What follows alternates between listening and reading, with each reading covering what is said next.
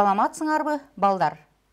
Biz геометрия курсунан 11 класстар үчүн 4 чейректин материалдарын окуп үйрөнүүнү баштайбыз. Бүгүнкү тема шар жана анын бөлүктөрүнүн көлөмдөрү.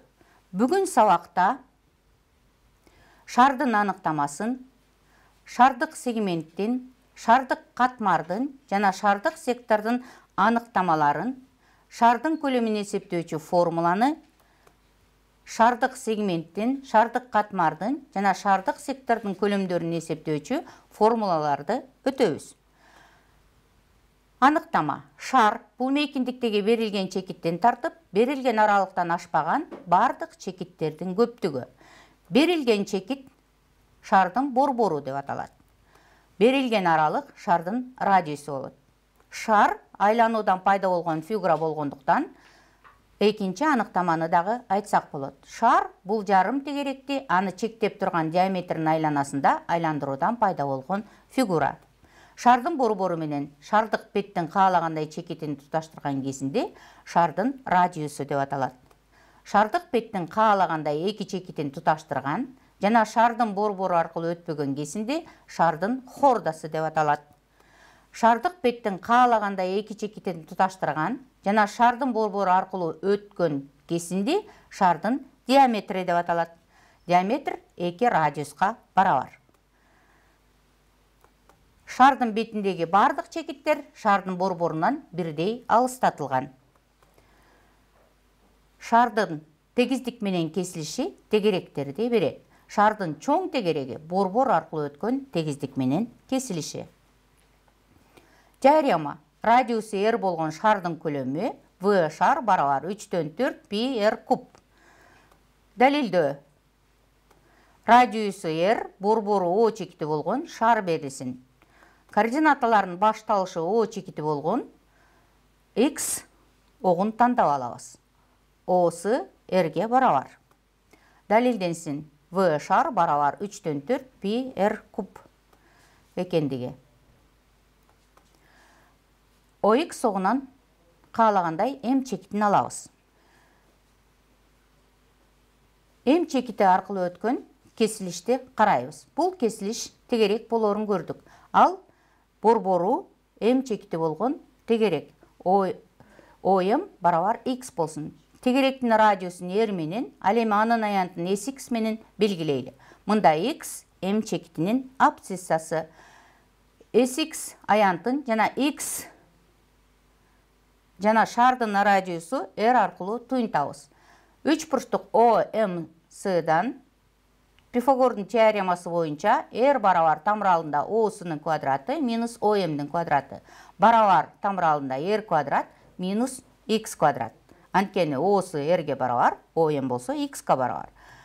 Sx кесилиш тегерек болгондуктан анын аянты πr квадратка барабар.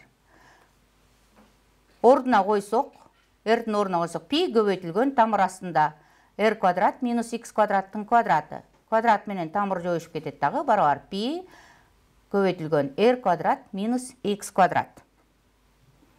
Бул формула x'тин минус r'ден плюс r'ге чейинки шартты канааттандырган бардык x үчүн туура болот. Эми көлөмдү эсептөөчү формула v барабар интеграл a'дан b'га чейинки sx dx формуласын колдонуп шардын көлөмүн табабыз. Минус v шар барабар минус r'ден r'ге чейин π көбөйтүлгөн r квадрат минус x квадрат dx. Жөнөкөйлөтүп Ньютон Лейбництин формуласын колдонуп эсептөөлөрдү жүргүзсөк 3/4 π r кубка барабар болот. Теорема далилденди. Эми маселени карап көрөлү. Маселе: шардын көлөмү 36 π сантиметр куб. Шардын диаметрин тапкыла. Чыгаруу: шардын көлөмүнүн формуласы v шар барабар 3/4 π r кубка барабар. Шарт боюнча v шар барабар 36 π сантиметр куб. Ордуна койсок r куб барабар 3 көбейтілген v шар бөлінген 4 пиге барар. V шар 36 пи болғандықтан, орнына қойып қысқартуларды атқарсақ 27-ге барар болады. Мындан радиус 3 сантиметр екендігі келіп шығады. Ал эми диаметр 2 радиусқа барар болғандықтан, d барар 2r барар 2 көбейтілген 3 десек 6 сантиметр. Жообу 6 сантиметр. Дағы бір маселени қарайлы. Маселе, шардың радиусын 2 есе чоңойтушты. Шардың көлемі қанша есе чоңойот? Чыгаруу. Баштапқы шардың көлемі 3-төн 4 пи r баштапқының кубу. Ал эми чоңойтулгандан кийинки алынган шардын радиусу r барабар r 2 көбөйтүлгөн r баштапкы. Бул 2 есе чоңойгон радиус. Шардын формуласын ордуна койсок, r-дин ордуна 2r баштапкыны койсок, жана кубка көтөрүүнү аткарсак, эсептөөлөрдү жөнөкөйлөткөндөн кийин 8 көбөйтүлгөн 3-төн 4 пи r баштапкы радиустун кубу. Демек, мында 8 эсе көбөйгөндүгү көрүнүп турат. Жообу шардын көлөмү 8 эсе чоңойду. Эми Архимеддин маселеси деп аталган дагы бир маселени карап көрөлү. Маселе, цилиндрге шар ичтен сызылган. Шардын көлөмүнүн цилиндрдин көлөмүнө болгон катышын тапкыла. Чыгаруу. Шар цилиндрге ичтен сызылган. Башкача айтканда, шар менен цилиндрдин негиздери бир чекитте жанышат дагы. Ал эми шардын чоң тегереги цилиндр менен жанып айлананы пайда кылат. Шардын радиусу цилиндрдин негизинин радиусуна барабар. Экөөнүн r менен белгилеп алалы. Ал эми цилиндрдин бийиктиги диаметрге барабар, шардын диаметрине барабар, демек 2r-ге барабар болот. Шардын көлөмү 3-төн 4 пи r кубка барабар. Ал эми цилиндрдин көлөмү анын негизинин аянтын бийиктигине көбөйткөнгө барабар. Мында s негиз пи r квадрат, ал эми h 2r-ге барабар болгондуктан, цилиндрдин көлөмү 2 пи r кубка барабар болот. Эми катышты жазсак, жана анда кыскартууларды аткарсак, шардын көлөмүнүн цилиндрдин көлөмүнө болгон катышы 3-төн 2-ге барабар болот экен. Демек, жообу 3-төн 2. Бул маселе Архимеддин маселеси деп аталып калган себеби, Архимеддин убагында бул маселелерди чыгара турган шардын көлөмүнүн формуласы жок болгон. Дагы бул өтө кыйынчылык менен чыгарылган. Эми шардын бөлүктөрүнүн аныктамаларын берип алалы. Аныктама. Шардык сегмент деп тегиздик аркылуу бөлүнүп алынган шардын бөлүгүн айтабыз. Тегиздик шарды 2 бөлүккө бөлгөндүктөн 2 бөлүгү тең сегмент, шардык сегмент деп аталат. Шардын тегиздик менен кесилишинде пайда болгон тегерек сегменттердин негизи деп аталат. Кесүүчү тегиздикке перпендикулярдуу болгон асы диаметринин АБ жана Б-сы кесиндилери сегменттердин бийиктиктери деп аталышат. Шардык сегменттин мисалдары биздин кыргыз элинин боз үйүндөгү түндүктүн формасы сегменттин формасында болот. Жана башка мисалдарды караңыздар.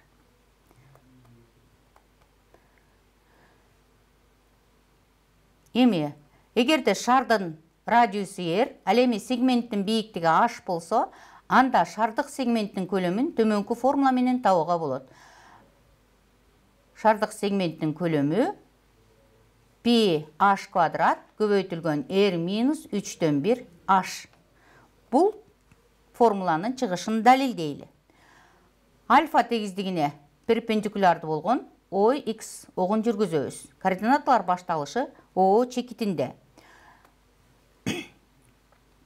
SX кесилишинин аянты жогорудагы шардын көлөмүн тапкандагыдай эле пи r квадрат минус x квадрат. Ал аянт r минус h-тан r-ге чейинки аралыкта өзгөрөт. Ошондуктан ушул аралыктагы интегралды тапсак, формула боюнча шардык сегменттин көлөмү барабар интеграл r минус h-тан r-ге чейин пи r квадрат минус h квадрат dx. ордуна коюп Ньютон Лейбничтин формуласы менен эсептөөлөрдү жүргүзсөк, шардык сегменттин көлөмү пи h квадрат көбөйтүлгөн r минус 3/1 h-ка барабар болот. Демек, бул формуладагы далилденди. Эскертүү. Эгерде шардык сегменттин көлөмүнүн пи h квадрат r минус 3/1 h формуласындагы бийиктик h'ты диаметр d барабар 2r менен алмаштырсак, анда шардын көлөмүн табуучу формуланы алабыз. Эгерде бийиктик h'ты r радиус менен алмаштырсак, анда жарым шардын көлөмүн табуучу формуланы алабыз. Демек, жарым шардын көлөмү 3/2 пи r кубка барабар. Маселе, шардын радиусу 5 см. Эгерде шардык сегменттин бийиктиги 6 см болсо, анда анын көлөмүн тапкыла. Чыгаруу. Шардык сегменттин r барабар 5 см, h барабар 6 см. Шардык сегменттин формуласы пи h квадрат көбөйтүлгөн r минус 3/1 h. Ордуна h'тын жана r'дин ордуларына коюп эсептөөлөрдү аткарсак, 108 пи сантиметр куб. Демек, жообу 108 пи сантиметр куб. Аныктама.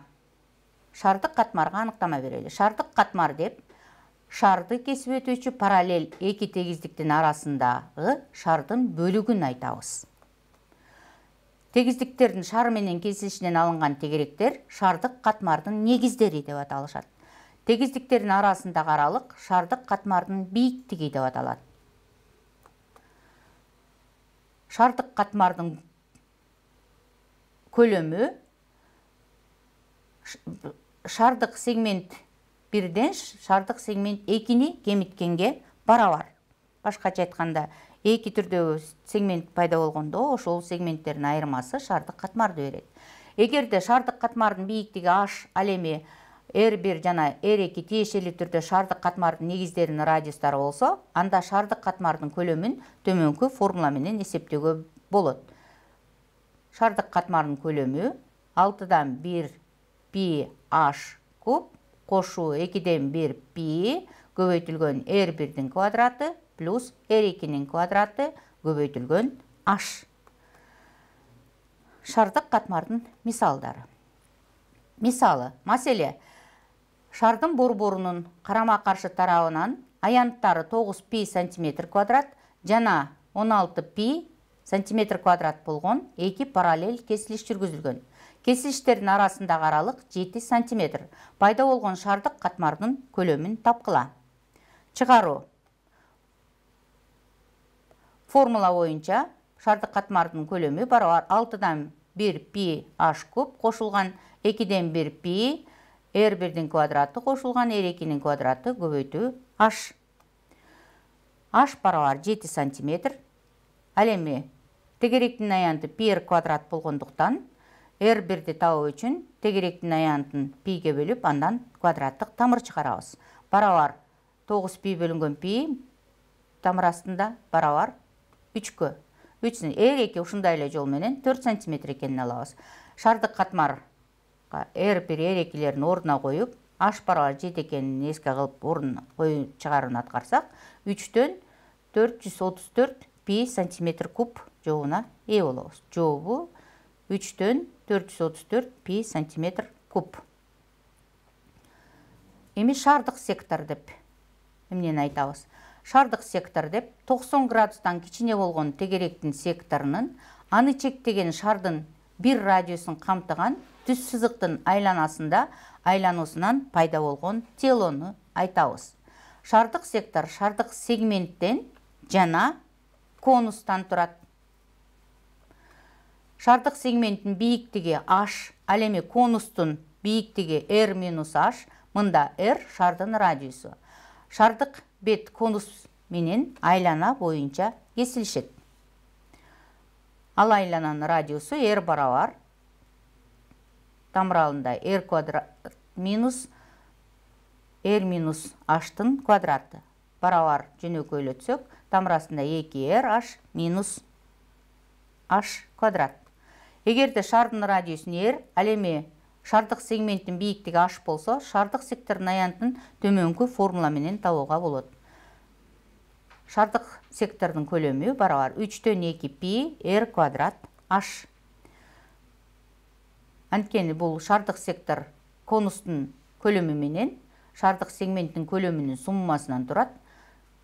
Демек бул 3/1 пи h минус r минус h көбөйтүлгөн 2r h минус h квадрат кошу пи h квадрат көбөйтүлгөн r минус 3/1 h. Жөнөкөйлөтүүлөрдү аткарсак 3/2 пи r квадрат h'ты алабыз. Маселе, шардын радиусу 12 сантиметр. Эгерде шардык сегменттин бийиктиги 4 сантиметр болсо, анда шардык сектордун көлөмүн тапкыла. Чыгаруу. R барабар 12 сантиметр, ал эми h барабар 4 сантиметр. Шардык сектордун формуласы, көлөмүнүн формуласы 3/2 пи r квадрат h болгондуктан ордуна коюп эсептөөлөрдү аткарсак 384 пи сантиметр кубка барабар болот. Жообу 384 пи сантиметр куб. Эми бүгүнкү өтүлгөн материалдарды кайталайлы. Шардын көлөмү. Аныктама: шар бул мейкиндиктеги берилген чекиттен берилген аралыктан ашпаган бардык чекиттердин көптүгү. Шардын көлөмү 3/4 пи r кубка барабар. Шардык сегменттин, шардык катмардын жана шардык сектордун көлөмдөрү. Шардык сегмент деп тегиздик аркылуу бөлүнүп алынган шардын бөлүгүн айтабыз. Шардык катмар деп шарды кесип өтүүчү параллель эки тегиздиктин арасындагы шардын бөлүгүн айтабыз. Шардык сектор деп 90 градустан кичине болгон тегеректин секторунун аны чектеген шардын бир радиусун камтыган түз сызыктын айланасында айлануусунан пайда болгон телону айтабыз. Ал эми булардын көлөмдөрү f шардык сегменттин көлөмү барабар пи h квадрат көбөйтүлгөн r минус 3/1 h. Ал эми шардык катмардын көлөмү 6/1 пи h куб кошу 2/1 пи көбөйтүлгөн r1-дин квадраты кошулган r2-нин квадраты көбөйтүлгөн h. Шардык сектордун көлөмү 3/2 пи r квадрат h. Көңүл бурганыңар үчүн чоң рахмат. Саламатта калгыла.